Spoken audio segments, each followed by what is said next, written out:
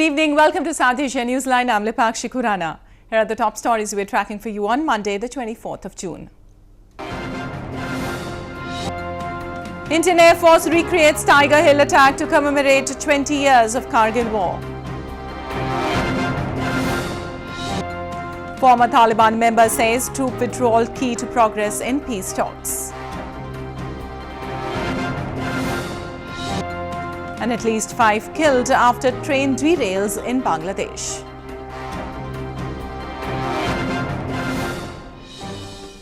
And now for all the details. Kargil War was one of the fiercest armed conflicts between India and Pakistan that took place in 1999. On the 20th anniversary of the war, the Indian Air Force turned its Gwalior Air Base into a war theatre and reenacted the crucial events of the war.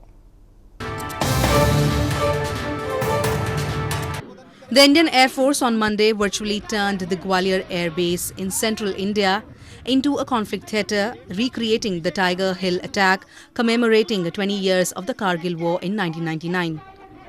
While recreating the Tiger Hill attack in India's Dras Kargil area, the Air Force used the Mirage 2000 aircraft and explosives were blown up on a model hill to recreate the crucial events of the war. Air Chief Marshal B.S. Dhanoa, along with other senior officials, also held a press conference where he said that Pakistan Air Force planes did not cross the line of control during the February 27th dogfight in the aftermath of the airstrike on JEM terror camp in Balakot.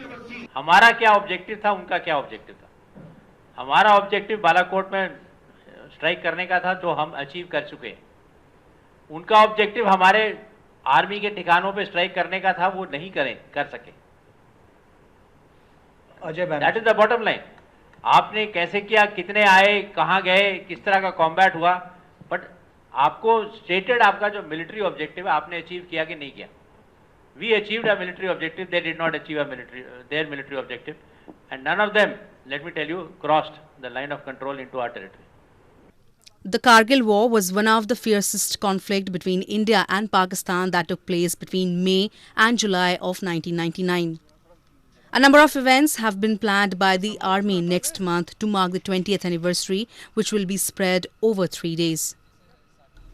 Moving on, activists recently gathered for a conference in UK on the atrocities committed by Pakistan on people of Pakistan-administered Kashmir and Gilgit-Baltistan.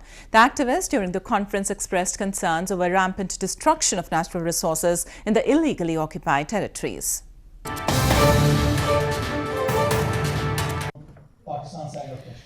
Kashmiri political activists from all over Europe recently gathered in Birmingham in United Kingdom for a conference on the atrocities committed by Pakistan on the people of Pakistan-administered Kashmir and Gilgit-Baltistan.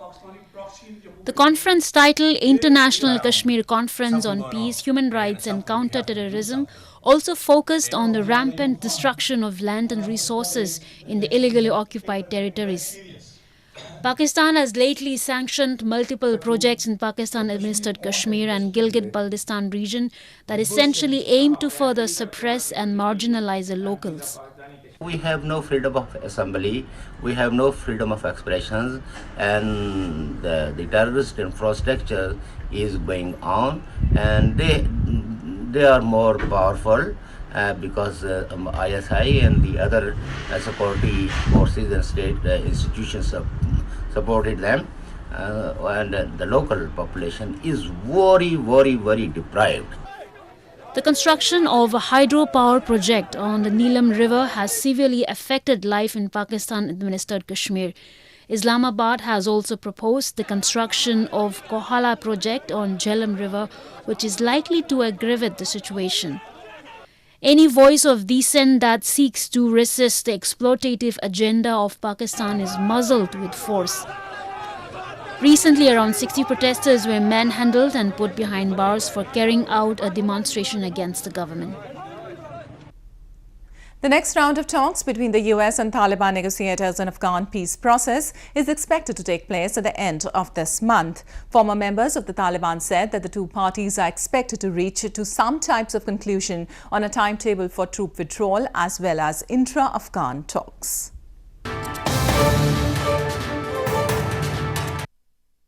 Former members of the Taliban have said that the US and Taliban negotiators are expected to reach to some types of conclusion on a timetable for troop withdrawal as well as intra-Afghan talks in the next round of their meeting.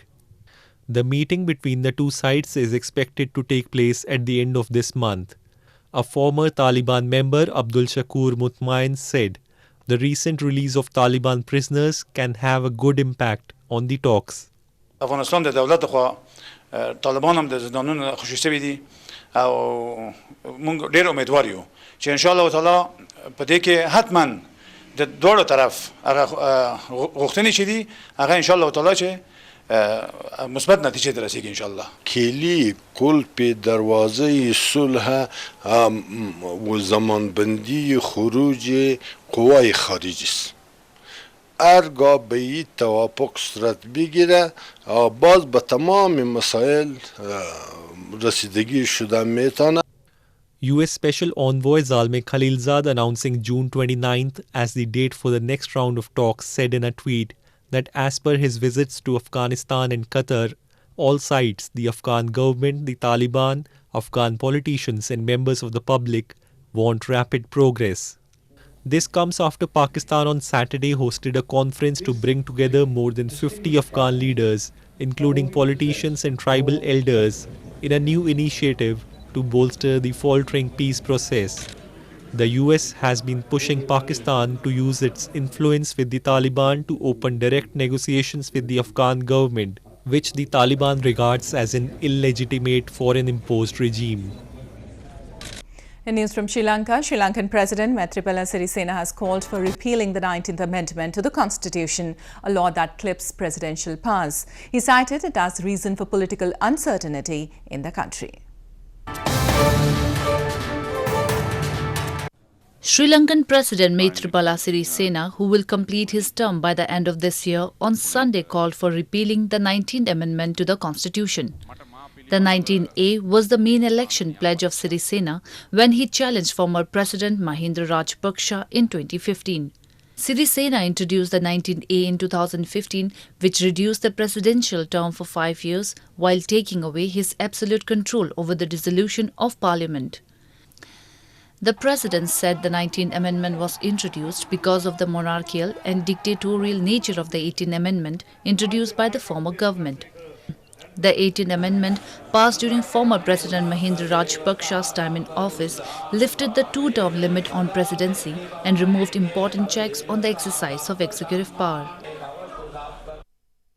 Moving on to news from Bangladesh, at least 5 persons were killed and more than 100 injured after a passenger train derailed near Maulavi Bazar district in Bangladesh on Monday.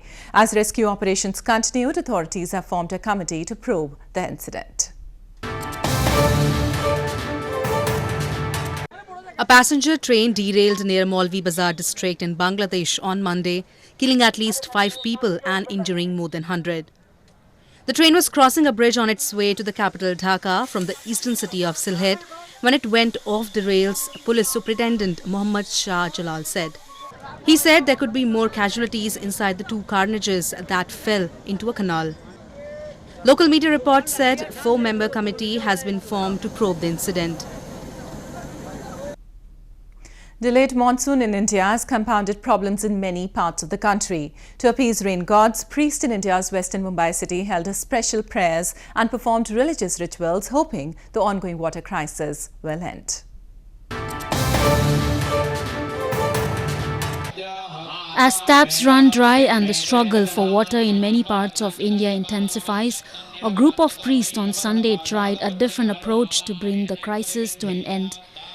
Standing in chest-high drums of water, priests in western Mumbai city offered special prayers in honor of Parjanya, the rain, thunder and lightning deity, and his wife Prithvi or Earth, to help bring an end to the heat wave which has gripped the subcontinent.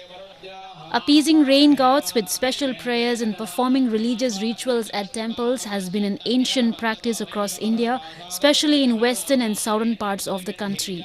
पर्जन्य भगवान जो अपने को बारिश बहसता है उनको प्रार्थना करके इधर जो इष्टि बोलता है उसको वो उधर प्रार्थना से उसका मंत्र जप हो रहा है वो मंत्र से पर्जन्य खुश होके पर्जन्य का पत्नी पृथ्वी है, वो पृथ्वी और पर्जन्य मिलके जो बहसता है वो बारिश हो रहा है.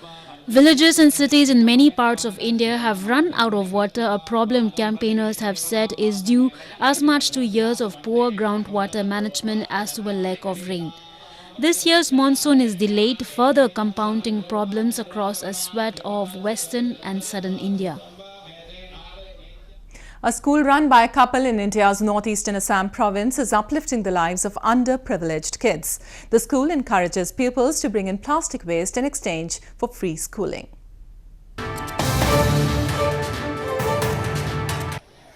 A school run by a couple in India's northeastern Assam province is uplifting the lives of underprivileged kids.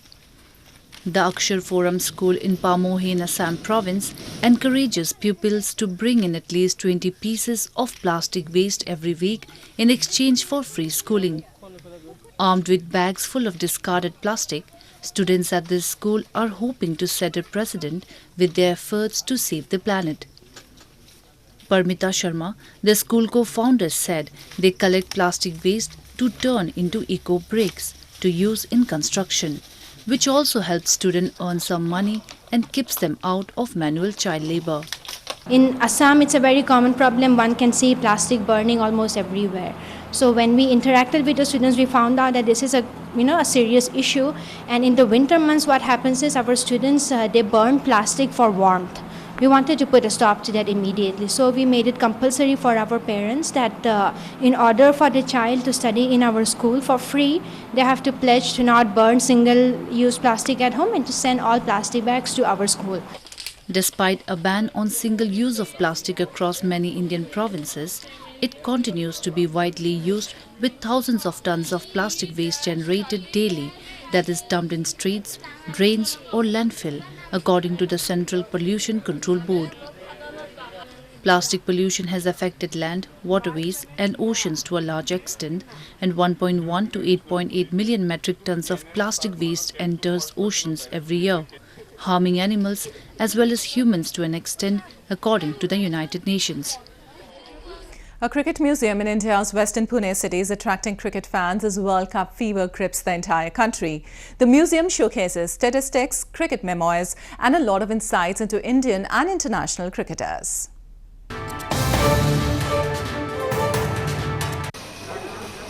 As the cricket fever grips the entire country, a museum in India's western Pune city that houses rare cricket collectibles is seeing a surge in visitors, both young and old alike.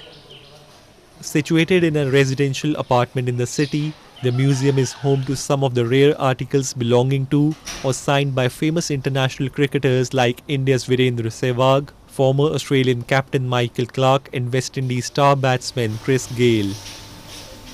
The museum also offers a lot of insights into Indian and international cricket and cricketers. मेरे बेटे को बहुत craze है cricket का. He is very much obsessed.